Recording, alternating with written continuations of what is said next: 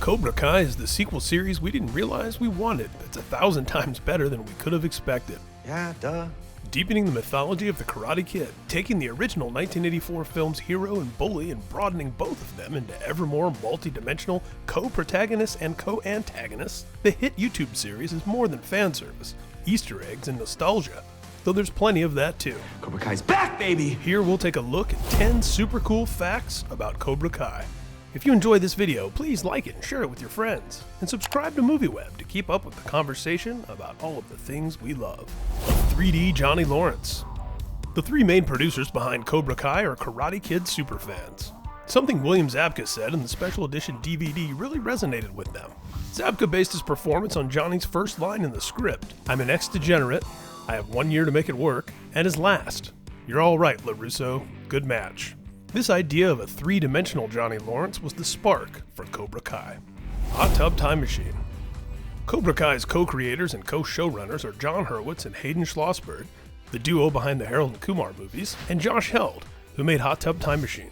Held wrote a cameo for Zabka in Hot Tub Time Machine, and his partners had made similar invitations for their movies, so they were all acquainted with him. The trio pitched Cobra Kai to Zabka over lunch, which came to him as a complete surprise.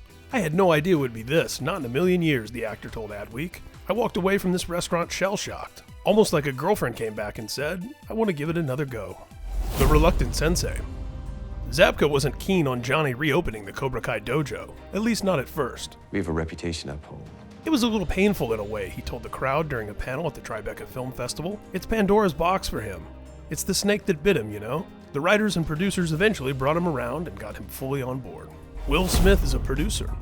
Both William Zabka and Ralph Macchio received executive producer credits on the Cobra Kai series. There's also a producer credit for A-list movie star Will Smith and his brother-in-law, Caleb Pinkett. That's because Overbrook Entertainment, the production company headed up by Will and his wife, Jada Pinkett Smith, control a portion of the rights to The Karate Kid, ever since their son starred in the 2010 remake opposite Jackie Chan. Overbrook loved the Cobra Kai pitch, as did the executives at Sony, whose Columbia Pictures was the studio behind all 5 of the Karate Kid movies. Back to the Future. During the original Karate Kid shoot, late director John G. Avildsen shot hours of tournament footage from multiple angles. The superfans behind Cobra Kai raided the studio vaults and found a ton of killer, never-before-seen clips, which they were able to introduce into the series via flashbacks. One of them includes Zabka's real-life mom, who was in the stands in different angles that went unseen until 2018. My parents are in the stands, my real mom and dad, and it's awesome to see them. So they're in the movie now. Ralph Macchio told Uprocks there are 3 brand new angles of the famous crane kick. The twist was in the original pitch. This part of the video contains spoilers for Cobra Kai Season 1, so you've been warned. The season ends with the surprise appearance of Johnny's old sensei, John Kreese. Held told Adweek that twist was in their original pitch. "We always knew the season was going to end where it does, and we've always had an idea of where it's going after that. We weren't just jumping off into the great unknown." So, what's in store for Kreese? Actor Martin Kove did a series of interviews in the wake of Cobra Kai Season 1 to talk about that surprise ending. When asked if the show's producers shared what's in store for Kreese in Season 2 with him, he admitted, "No, they really didn't. I said very clearly to them, is this character going to be a villain? And they said very, very clearly that he's going to be a little bit good and a little bit bad. That's all I got." He did tell Forbes that Zabka and Macchio said he'd be a regular in Seasons 2 and 3.